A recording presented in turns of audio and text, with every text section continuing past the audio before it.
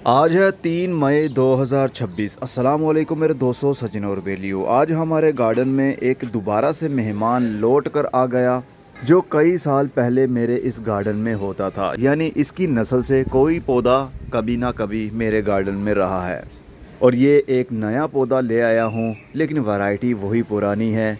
Elephant year, नए चमकदार पत्ते वाली वैरायटी। मेरी गार्डनिंग का आगाज़ इन पौधों से ही हुआ था और देखने पर ये पौधे बहुत दिलकश लगते हैं।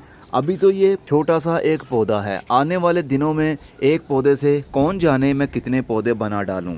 असल में मैं इतने दावे के साथ इसलिए बात कर देता हूँ क्योंकि सच में मैं डिवाइड करने में माहिर हो चुका हूँ। जब आपको थोड़ी हाव नाव हो जाए ना कि पौधे को कौन सा टेम्परेचर चाहिए, किस मिट्टी में वो अच्छा चलता है, कितने इंच का गमला होना चाहिए, कितना उसको पानी चाहिए, कब उसकी कलम लगाएं, कब उसके रूट को प्रून करें, तो ये सब बातें जानने के बाद आप लोग भी माहिर बन सकते हैं मेरी तरह। और कल की जो वीडियो आपने देखी थी, आई थिंक 2 दिन पहले की वीडियो, लीजिएंथस के ऊपर, ये तो था ऑफ वाइट कलर वाला जिस पर मैंने वीडियो बनाई थी। और उसके बाद मुझे एक और अच्छा फूल खिला हुआ पिंक रंग का गुलाब जैसा दिखने वाला ये फूल, तो फटाफट से मैंने ये पौधा भी ले लिया। अब मेरे पास 2 वैरायटीज़ हो गई हैं, एक नस्ल की 2 वैरायटीज़। इसका कलर कितना खूबसूरत पिंकिश है, गुलाब लग रहा है ना बिल्कुल देखने पर। और एक ये रहा मेरे पास। तो अब इस तरह के और भी पौधे अगर आ गए, कलर्स मिल गए, तो वो भी ले लूँगा। हाँ, अगर आप ये वाला पौधा यानी लीजिएंथस पौधा आप ख़रीदना चाहते हैं ऑनलाइन, तो वेबसाइट का लिंक मैं डिस्क्रिप्शन में डाल रहा हूँ, आप उनसे ऑनलाइन ऑर्डर करके मंगवा सकते हैं। तो चलिए आज एलिफेंट ईयर के ऊपर ही बात करते हैं। एलिफेंट ईयर एक जहरीला पौधा है। कई साल पहले जब मैं छोटा था तो इसका चमकदार पत्ता देखकर मेरे मुंह में पानी आ गया था, तो मैंने थोड़ा सा इसका पीस तोड़ा और मुंह में डाल लिया। और यकीन मानिए कुछ ही सेकंड्स के अंदर अंदर मेरी ज़ुबान, मेरा मुंह खिंच गया। ज़ुबान तो जैसे हिल ही नहीं पा रही थी और एकदम से गला भी दर्द करने लगा। तो फटाफट से मैंने पत्ते को बाहर फेंका और मुंह में काफ़ी सारी कुलियाँ की। बार बार कुलियाँ करने की वजह से और बाद में चीनी खाने की वजह से आहिस्ता आहिस्ता कुछ घंटों के बाद मेरा गला और मेरी ज़ुबान नॉर्मल पोजीशन में आई। तो ये एलिफेंट ईयर एक जहरीला पौधा है, लेकिन खाता कोई भी नहीं है इसको। मुझे ना जाने क्या हो गया था उस वक्त, तो मैंने इसको चख लिया। तो आपने इसको चखना नहीं है। जानवर भी इसको नहीं खाते, इंसान भी नहीं खाते, परिंदे भी नहीं खाते। खूबसूरती के लिए हम पौधे लगाते हैं। हमारे घरों में उगने वाले खूबसूरत खूबसूरत पौधे काफ़ी हद तक जहरीले भी होते हैं, लेकिन कभी कोई ऐसा केस नहीं देखा गया कि इंसान ने वो पौधा खा लिया और उसकी वजह से कुछ प्रॉब्लम हो गई। तो जब मैं ये बात कह दूं कि वो ख़तरनाक पौधा है, तो ये मत समझ जाइएगा कि वो पौधा ही आपने घर में नहीं लगाना। आप लगाइए, खूबसूरती बढ़ाइए अपने गार्डन की। डिफिनबैशिया भी एक ऐसा पौधा है जो कि जहरीला है, बहुत ज़्यादा जहरीला है। वो भी तो हम लोग घरों में लगाते हैं ना, खूबसूरती को बढ़ाने के लिए। चलिए, इसको मैं 12 इंच के मिट्टी के गमले के अंदर लगाने वाला हूँ और इसको मैं ज़्यादा मिट्टी में दबा दूँगा क्योंकि इसके ट्यूबर्स बनते हैं।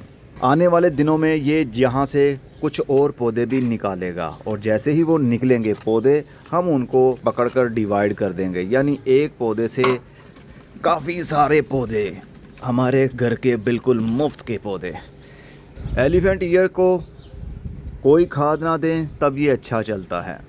और अक्सर मैं यही कहता हूँ, हाउस प्लांट्स को बहुत ज़्यादा खादों की ज़रूरत नहीं होती। खादों की ज़रूरत किनको होती है? सब्ज़ी देने वाले वो पौधे जिसने फल उठाना है, जैसे टमाटर, शिमला मिर्च, हरी मिर्च, करेला, घिया, इस तरह के पौधों को ज़्यादा खाद की ज़रूरत होती है। मतलब बहुत ज़्यादा खाद की नहीं, लेकिन एलिमेंट्स की ज़रूरत होती ज़रूर है। एक भी एलिमेंट कम हो गया तो समझ जाइएगा पौधे पर स्ट्रेस आ जाएगा।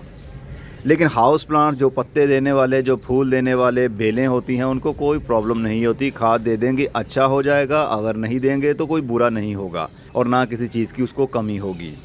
अब हम इसको जल्दी से पानी दे देते हैं। इस पौधे को ज़्यादा पानी पसंद है, कम पानी मिले इसके हल्के हल्के पत्ते झुकना शुरू हो जाएंगे। ज़्यादा पानी मिल जाए इसकी जड़ जल्दी गलती नहीं है। तो ये काफ़ी हार्डी प्लांट है। हाँ, इसकी एक ख़ास केयर ये है कि इसको आपने गर्मी की धूप में बाहर बिल्कुल भी नहीं रखना। ये एक शेडी एरिया का पौधा है और इसको समटाइम तो नर्सरी वाले इंडोर पौधा कहकर भी बेच देते हैं, लेकिन इंडोर पौधे से इसका दूर दूर तक कोई रिश्ता नहीं। जितनी ब्राइट लाइट इसको मिलेगी उतने ज़्यादा इसके पत्तों में शाइनिंग बढ़ेगी, पत्तों का साइज़ थोड़ा और इंक्रीज़ हो जाएगा और मिट्टी में से बहुत ज़्यादा इस तरह की स्टिक्स निकलकर पौधा आपका बुशी हो जाएगा। बस इसको हाई टेम्परेचर से बचाना है आपने। जैसे जून के महीने में, जुलाई के महीने में जब गर्म लू चलती है, टेम्परेचर 55 प्लस होने लगता है, तो फिर एज इनके ख़राब होने लगते हैं, ब्राउन होने लगते हैं। बस यही इसकी हिफाजत है कि इसको दूसरे पौधों की छाँव में रख दिया जाए। जब हवा चले तो वो यहाँ तक पहुँचती ठंडी हो जाए, तो फिर इस पौधे को कोई भी प्रॉब्लम नहीं है। जब बहुत ज़्यादा ठंड होगी, जनवरी का महीना होगा, धुंध काफ़ी होती है, ठंडी हवाएं होती हैं, तब भी इसके पत्तों की ग्रोथ रुक जाती है और इसके पत्ते आहिस्ता आहिस्ता से लटकना शुरू हो जाएंगे, फिर गलना शुरू हो जाएंगे, फिर ये पौधा यहाँ से बेंड लेकर नीचे गिर जाएगा। क्योंकि ये ट्रॉपिकल एरिया का पौधा है और ट्रॉपिकल एरिया में बहुत ज़्यादा गर्म लू नहीं चलती और ट्रॉपिकल एरिया में बहुत ज़्यादा ठंडक नहीं होती। तो ऐसा इन्वायरमेंट इसको बना कर देंगे तो ये पौधा 12 महीने आपके गार्डन में चलता रहेगा और नए नए चमकदार पत्ते निकालता रहेगा।